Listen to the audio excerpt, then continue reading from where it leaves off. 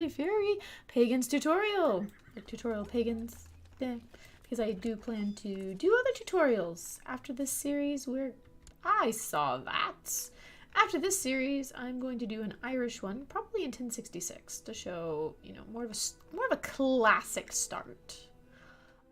If you have thoughts on that, let me know. And then I might do a Byzantium 869 one. Yeah, there, 867. Yeah. Wait, yeah. That year. The old gods year. When Byzantium is rather strong and powerful. Alright, let's go raid this guy. He's got lots of money. And I like money. And this guy's not quite as powerful as he used to be. Someone broke free. The King of Saxony took it. Saxony? It looks like you're giving me the middle finger, kind of, with this little bit of land. I don't approve of that. Really, really don't. I mean, I'm just a 4-year-old. You're not supposed to be treating me that way.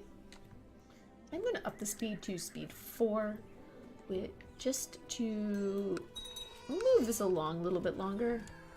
Oh, see, there we go, our Marshal. They've now had another kid. They've had a daughter this time, but she's legitimate, unlike her brother.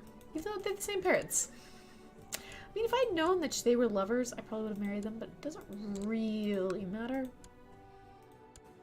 You know, it's fine. They're making great babies to fuel our court and give us people to be counselors in the future. It's been looted. There we go. We hit 1.88 ducats. We're rich. You know, we're at 68 ducats. We're pretty good for a kid. Actually, they're just called wealth here. They're not called ducats. It's just called wealth. Which ducats totally comes from EU4, and I'm totally going to keep using it. So, and you know, that's what a lot of people use. So, if you say ducats, most people who play CK2 know what you mean. I just realized my voice is probably a little quiet in the last video. I apologize for that. Maybe it's a little louder now. I'm just kind of soft-spoken, and I talk louder when I stream, so I had the volume turned down from streaming earlier today. We're streaming some great Stellaris Megacorp. Alright, but here we go. Pluck. And then I had noisy car alarm, which kind of distracted me. It went off. Hey, so here we go. My marshal discovered a man of great military talent called Uncod, who's willing to serve in my ranks. So we take this man, and he's pretty awesome. Right now, his opinion of us is -31 because personal diplomacy, short reign. He's envious. Excellent. He's now a loyal servant, +50. Great man. He's nobody special at the moment, but you know, we can make him a commander. He's a pretty darn good at being a commander. We're gonna take this lady off because, well, she's great. She's gonna be making babies, and we're gonna take this man. It's 25 men who, if we come here, he is a direct leader. He's much better at leading the center. So we're gonna put him in the center, and we're gonna stick this guy on the side. There we go. We're all set, just in case someone attacks us. He's thinking about it, because he's not at war with anyone. Defensive pact against this man. Yeah, these guys are... See, these guys are blobbing. Saxony's blobbing a bit. We're gonna have some troubles forming that Wendish Empire because a lot of our land is controlled by some very powerful people. Bohemia would be nice.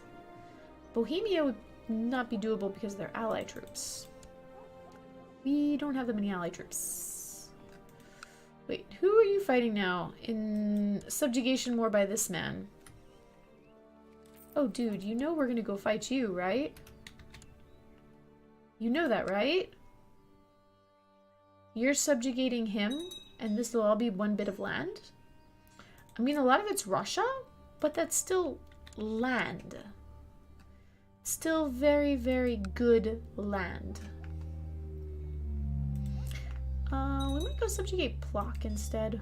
What are the other kingdoms we've got here? We've got Poland. Pomerania is going to be a bit of trouble.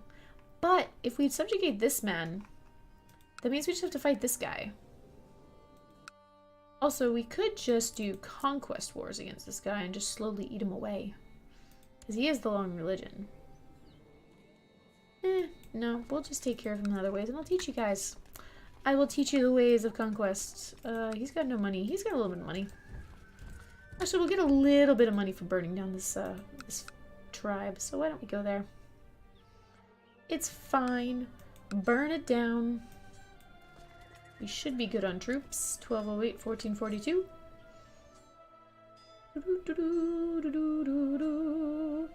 We will take your monies, because that's what we do. Now there's no, well, there's a little bit more monies. There's 0.3 ducats. Take it all, take it all. Come on. 0.1, aha. We march back out. As long as you have more troops than them, they typically won't attack you for raiding. We're gonna go wander over here. Hopefully they're gonna put their troops down. We'll go bop over here for a second so we can see. Plus, this guy's not likely to stop us. He's kind of in war, so we're gonna take what's money is here from this lovely little province, and then we're gonna go back to Sudovia because this guy put his troops down, and he's got no troops here. So we go there, he'll have even less troops to attack us and stop us from looting him. It's the perfect deal, and we got a little more money. Look at that, we're at 182. Because when we become an adult, we will be taking the ambition to form a kingdom. And we'll be fighting some people for it. I might actually use a regular subjugation war against this guy. What's your troop count, sir? Oh, yeah. Potential vassal ally troops, 175. You are extremely weak. Raid this, siege this down. May lead to brooding. So here we go. Try it again on consents, but I can't do it. I can't whistle. So we can keep trying and get 20 prestige. Or how come you can do it? So we can see brooding. The easiest way to check traits that you don't know, which I will still do, is we'll come here and we'll search brooding. No one in our realm has it, but if we go to search all, we'll find someone. There's brooding. It leads to just, wroth, or envious. Just. Like, what is just? That sounds interesting. So let's go look at just. Just. There's just. Ah, we get a lot of pluses. Stewardship, learning, vassals like us, people with the same trait like us, but people with the opposite trait, they don't. Alright, that's not bad. Wrath. Ooh, Wrath. It's red, but it's martial +3, personal combat +3, minus intrigue, minus diplomacy. That's not too bad when you're a pagan.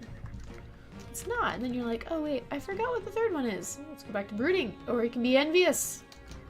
Let's take a look at envious. There's cynical. There's envious. Intrigue +2. Personal combat skill +3. Liege opinion -15. So yeah, your liege won't like you for being envious.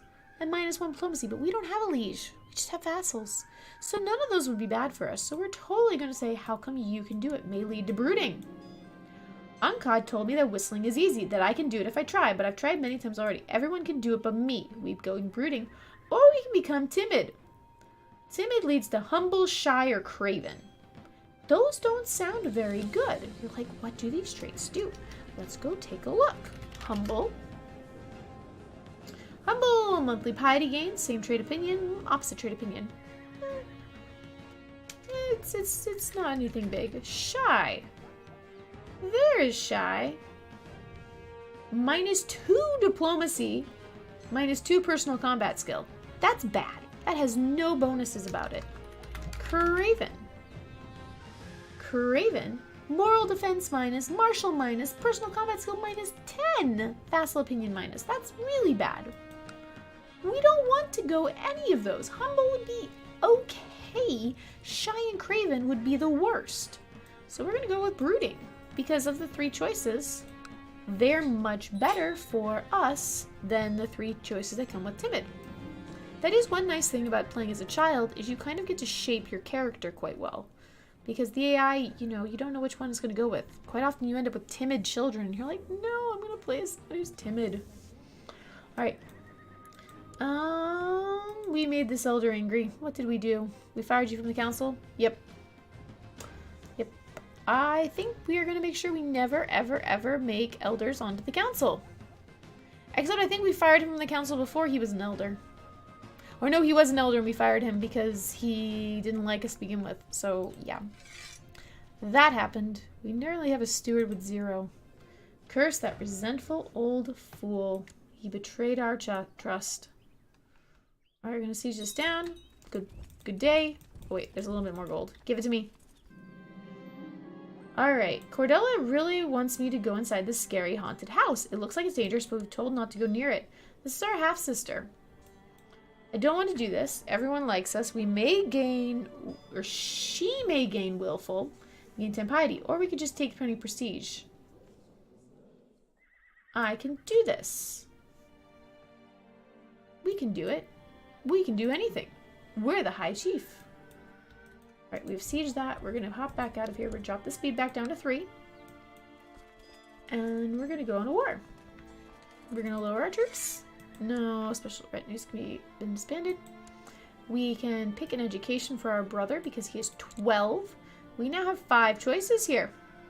I do have a video where I go more into detail about the different childhood traits and opinions. You can find it in the playlist that is linked down below for Crusader King 2 individual tutorial videos. But here we go. So for our brother, conscientious would be good for him if we went stewardship. Haughty would likely lead to something bad. It's coded in red. It's hard if you're red-green colorblind. Or we could go with a diplomatic one for him, which is good because he's curious. It could be shrewd, cynical, or sympathies for other religions, which are and he's got 5 diplomacy. So we're totally going to make him diplomatic because he's weak. He's never going to be good at fighting. And we don't want to make him intrigue because he'll probably murder us. Conscientious, he might be good, but we're going to go with diplomatic because we might get a good counselor out of him. He does have claims, though. Alright, but we've lowered our troops. We've looked at our stuff. We have a lot of troops. This man still has very few because he just spent a lot of troops conquering, and he's got very angry troops that currently have no land or no troops because they were just all recently conquered. So we are going to declare war on him. Subjugation. Everybody's find it. We find it. One problem with subjugation is he is the wrong religion. He's gonna hate us. So we really, really need some legalism tech so we can remove vassal titles. Otherwise, you know, we're gonna be just murdering our way across the world. So there's nothing quite wrong with that either. We're also gonna come here and spend some of our prestige on a... yeah, we're gonna go with our training grounds, level 3. Get the levy size and the garrison size. Spend 300 prestige on it. It's fine. And we're gonna declare war on this man. Subjugation. Indeed. We can call for our vassals. Many will accept, but because this man is so weak, we should be fine. If we're not fine, well, you get to see what happens when we lose a war. A lot of our vassals just, you know, they don't like us. Because, you know, they want seats on the council, they desire our high chiefdoms. Once we become king, it'll be a little easier. So, let's tell our vassals to come hang out with us, please. We've got that guy in the center. We'll put this guy on the side. He's now got a special trait, if you take a look. He's got Forest Ambusher, which is combat in forest, defense flanking. That would be the special trait that comes from the Warrior Lodge, because when you reach level 4, choose military. Do not choose military aspect. No, wait. Oh, warrior training. Sorry, level 2. Warrior training. Right there. Enables right-clicking on your own character portrait in order to give yourself special commander traits. All right.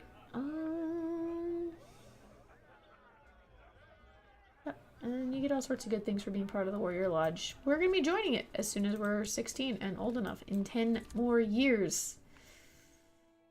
Hey guys, you're locked on, walking into my home capital province. I have a problem with this. I do. Yes, I do. And I'm going to kill you. My troops are going to murder yours. Oh yes. You had no hope. And we have now captured someone in battle. Apparently he's having a peasant rebellion as this goes on. Army of this man, what do you want? Conquest of Kumas, excuse me.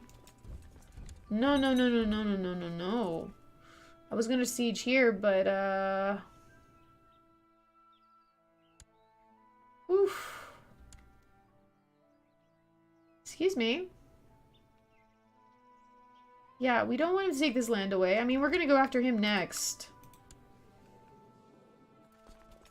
Actually, it wouldn't be the end of the world, but it would give him more power. Do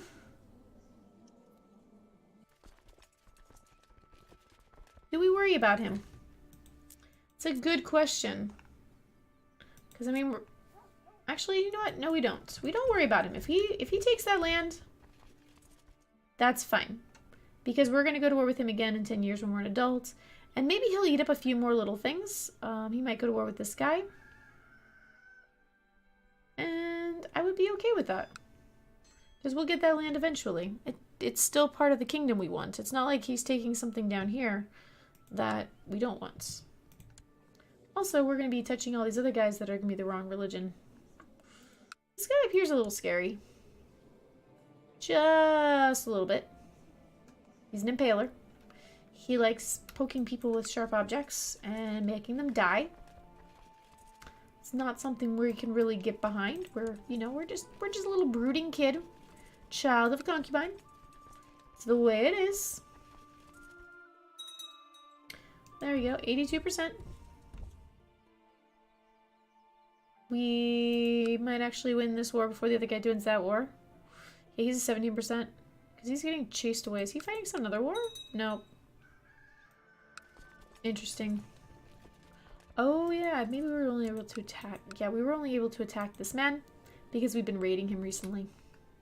Otherwise, we can't do a darn thing about the fight. That's a way to stop things. We should siege this down. We should get the 100%. I would think. If not, well, we're gonna have to go siege down something else. 93%. Alright, let's go siege this one down. Hey guys. Oh, is your war now? 37%.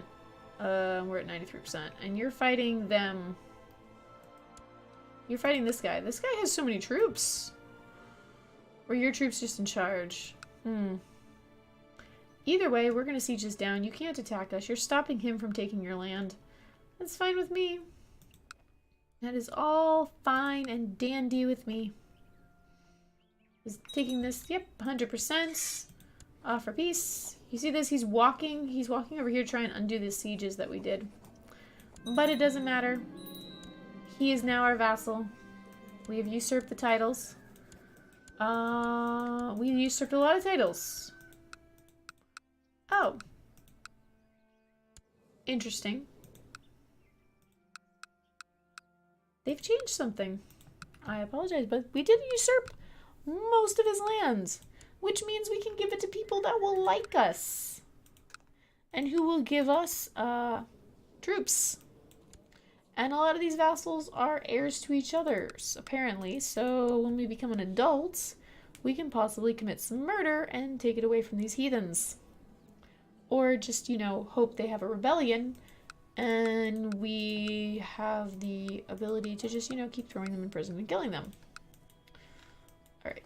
Let's lower our troops. Let us go give away some land. So, what we have here is we have filters. I'm going to load filters. I have a filter selected. It's gender, men, rulers, no. My religion, yes. My culture, yes. Great house, no. I did that. The great house, no, is optional, but it's because I don't want to give land to someone who's already related to someone who owns land, because then murders tend to happen. So these are just a bunch of guys in my realm that have, that are around. None of them are special. You can sort them. I usually try and sort by stewardship, because the higher the stewardship, the higher chance they have of converting things to our culture and our religion. And we've got, a lot of different weird things. The ones that are the wrong cult religion, we're definitely going to give to the highest guys.